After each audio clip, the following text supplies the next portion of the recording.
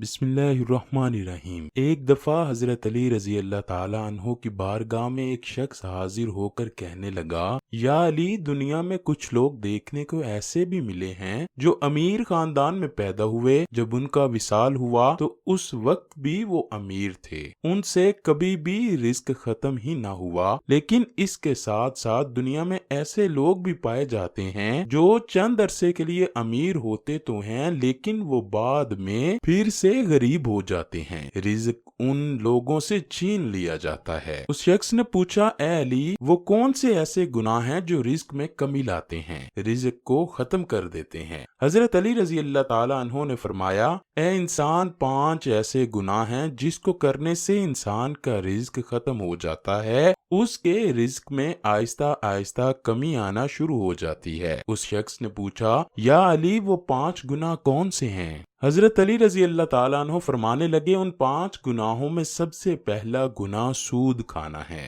رسول کریم صلی اللہ علیہ وآلہ وسلم کے پاس حضرت جبرائیل علیہ السلام اللہ کا حکم لے کر پیش ہوئے۔ حضرت جبرائیل علیہ السلام نے فرمایا، اے اللہ کے نبی، جو لوگ سود کا کاروبار کرتے ہیں، سود پر چیزیں لیتے ہیں اور دیتے ہیں، ان لوگوں کو روز محشر اس طرح اٹھایا جائے گا کہ ان کے چہرے مسح کر دیے جائیں گے۔ ایک بار رسول اللہ صلی اللہ علیہ وآلہ وسلم لوگوں میں خطاب فرما رہے تھے کہ آپ نے فرمایا، لوگوں، تم میں سے کوئی اپنی ماں کے ساتھ زنا کرنا پسند کرتا ہے؟ لوگوں نے جواب دیا، یا رسول اللہ، نہیں، ہم کو ایسے گناہ سے سخت نفرت ہے۔ رسول کریم نے فرمایا، تو جان لو کہ سود کا کاروبار کرنے والے کے لیے گناہ اپنی ماں کے ساتھ زنا کرنے والے سے زیادہ ہے۔ جو سود کا مال لیتا اور دوسرے کو منافع رکھ کر دیتا ہے، رزق کے کم ہونے اور رزق کو ختم کرنے کی اصل وجہ سود ہے۔ حضرت شیخ سعدی رحمت اللہ علیہ فرماتے ہیں کہ ایک بار ایک نیا مکان خریدنا چاہتا تھا، میں مکان کی تلاش کر رہا تھا کہ ایک شرابی میرے پاس آ کر کہنے لگا، حضرت فلاں محلے میں ایک مکان ہے جو بہت ہی خوبصورت بنا ہوا ہے، آپ نیا مکان ادھر ادھر تلاش کرنے کی بجائے فلاں مکان خرید لیں، میں بھی اسی محلے کا ہوں، اس طرح میں آپ کا ہمسایہ بن جاؤں گا، اس مکان میں کوئی عیب نہیں ہے۔ حضرت شیخ سعدی فرمانے لگے، اے نادان بندے، اس سے بڑا عیب اور کیا ہو سکتا ہے کہ تو میرا ہمسایہ بن جائے، کیونکہ تو سود کا کاروبار کرتا ہے، اور اس سے بڑا عیب اور کوئی نہیں، یہی تو سب سے بڑا عیب ہے کہ وہ مکان لینے سے تو میرا ہمسایہ بن جائے گا۔ اگر وہ مکان مجھے مفت میں بھی ملے تو میں ایسا مکان کبھی بھی نہیں خریدوں گا۔ حضرت شیخ سعدی نے فرمایا کہ تیرے مرنے کے بعد اس مکان کی قیمت 10 گنا سے بھی زیادہ ہو جائے گی۔ نمبر 2،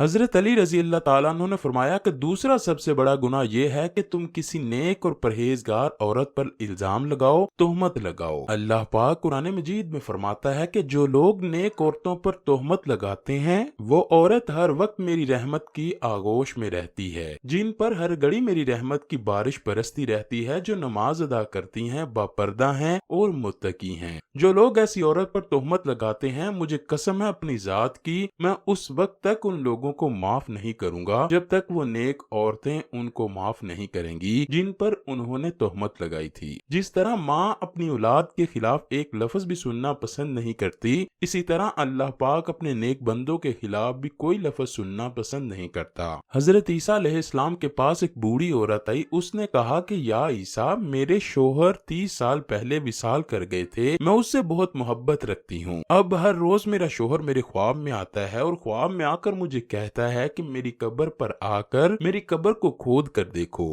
ہر روز میرے خواب میں آ کر یہی کہتا ہے کہ ایک بار میری قبر پر کھود کر میرا چہرہ تو دیکھ لو۔ اے عیسیٰ علیہ السلام، میں بہت دور سے چل کر یہ مسئلہ آپ علیہ السلام کے پاس لے کر آئی ہوں۔ حضرت عیسیٰ علیہ السلام نے کہا کہ آؤ، میں بھی آپ کے ساتھ آپ کے شوہر کی قبر کھودنے کے لیے جاتا ہوں۔ وہ دونوں اس قبرستان پہنچ گئے جہاں اس بڑھیا کے شوہر کی قبر تھی۔ قبرستان جا کر حضرت عیسیٰ علیہ السلام نے فرمایا کہ بتاؤ تیرے شوہر کی قبر کون سی ہے؟ بوڑھی عورت نے ہاتھ سے اشارہ کرتے ہوئے کہا کہ یا عیسیٰ علیہ السلام، یہ قبر ہے۔ حضرت عیسیٰ علیہ السلام نے قبر پر کھڑے ہو کر اللہ پاک سے رو رو کر دعا مانگی۔ دعا کرنے کے بعد حضرت عیسیٰ نے فرمایا، اے قبر کے اندر سونے والے، اللہ کے حکم سے کھڑا ہو جا۔ اس قبر سے ایک انسان اٹھ کھڑا ہوا، جس کو دیکھ کر بڑھیا نے زوردار چیخ ماری और बेहोश होकर गिर गई। वो खड़े होने वाले इंसान का जिस्म तो इंसानी था, पर उसका चेहरा मसक कर दिया गया था। जब थोड़ी देर के बाद उस औरत को होश आई तो हजरत ईसा अलैहिस्सलाम ने उस जिंदा होने वाले इंसान से दरियाफ्त किया कि तूने दुनिया में कौन सा ऐसा गुनाह किया था कि जिस काम के बदले तुझको इतनी बड़ी सजा का सामना करना पड़ रहा है। उसने जवाब दिया, ए ईसा, मुझसे एक गुनाह हो गया था जिसकी वजह से मेरा चेहरा बिगाड़ दिया गया है। हजरत ईसा अलैहिस्सलाम ने पूछा कि कौन सा गुनाह है जिस वजह से तेरा ये हाल हुआ। उस कब्र से खड़े होने वाले इंसान ने कहा कि मैं नेक और परहेजगार औरतों पर तोहमत लगाकर उनका इस्तेमाल किया करता था, जिसकी वजह से मुझे सजा भुगतना पड़ रही है। रोज़े महशर भी मैं उन लोगों के साथ ही उठाया जाऊंगा जिनके चेहरे मसक कर दिए गए हों। नंबर 3, हजरत अली रजी अल्लाह ताला अन्हु ने फरमाया कि अल्लाह ताला को किसी का शरीक ठहराना बहुत बड़ा गुनाह है। अल्लाह के साथ किसी को शरीक मत ठहराओ, शिरक मत करो। रोज़े महशर अल्लाह हर गुनाह को माफ कर सकता है। उसके गुनाह चाहे आसमान और जमीन में मौजूद चीजों से भी ज्यादा क्यों ना हो, अगर अल्लाह ताला उस इंसान को चाहे तो माफ कर देगा, लेकिन शिरक करने वाले को कभी भी माफ नहीं किया जाएगा। काफिर लोगों को कभी भी बख्शिश नहीं होगी। नंबर 4, हजरत अली रजी अल्लाह ताला अन्हु ने फरमाया कि चौथा गुनाह किसी पर जादू करना है। किसी का जीना हराम करने के लिए, किसी की खुशियां छीनने के लिए उस पर जादू करना है कि उसके पास फलां रिज़्क क्यों है, उसको जादू के जरिए खत्म कर देता हूँ। हजरत अली रजी अल्लाह ताला अन्हु ने फरमाया कि जादू करने वाला इंसान दायरा इस्लाम से खारिज हो जाता है, और जब किसी जादूगर की मौत होती है तो वो काफिर मरता है। जादूगर की मौत कभी भी